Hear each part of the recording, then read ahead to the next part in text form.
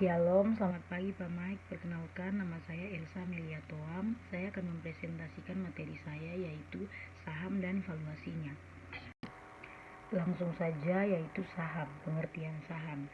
Saham adalah instrumen keuangan yang mewakili bagian kepemilikan atau saham dalam suatu perusahaan. Orang yang memegang saham disebut pemegang saham atau investor saham. Saham merupakan salah satu bentuk investasi yang umum di pasar modal. Nah, ada dua jenis saham utama, yaitu saham biasa dan saham preferen. Yang pertama yaitu saham preferen.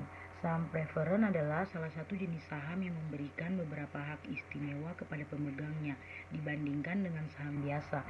Pemegang saham preferen memiliki sejumlah keistimewaan tertentu, meskipun mereka juga memiliki keterbatasan tertentu jika dibandingkan dengan pemegang saham biasa.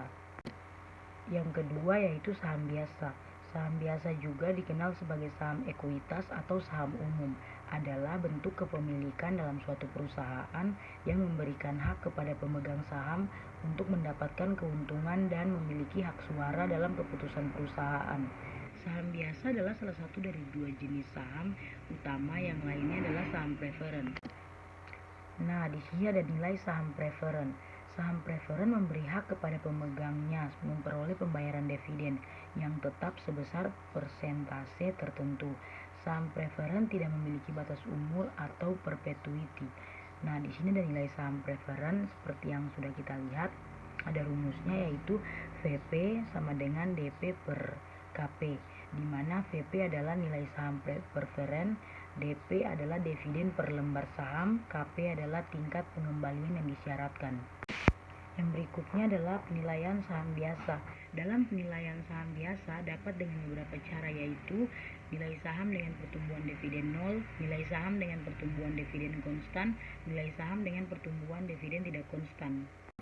Yang pertama, nilai saham dengan pertumbuhan dividen 0, yang artinya adalah tidak ada pertumbuhan dividen formula yang digunakan.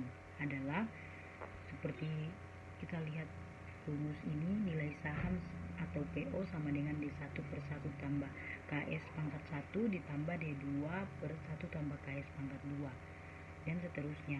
Di sini ada keterangannya juga, yaitu PO sama dengan nilai saham atau harga pasar aktual, D sama dengan dividen saham biasa yang diharapkan, KS sama dengan tingkat pengembalian yang disyaratkan, N sama dengan umur saham pada tahun ke N. Ada rumus secara sederhana juga, yaitu PO sama dengan D per KS. Yang kedua, ada nilai saham dengan dividen konstan. Dividen konstan yang berarti nilai pertumbuhan cenderung stabil.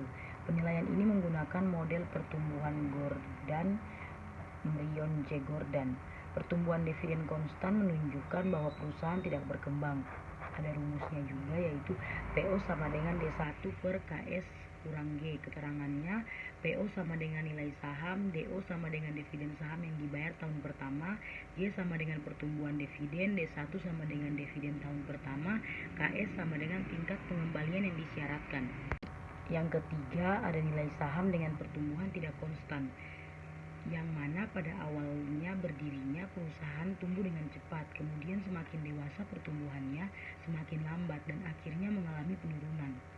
Maka hal ini mencerminkan pertumbuhan dividen tidak normal atau tidak konstan.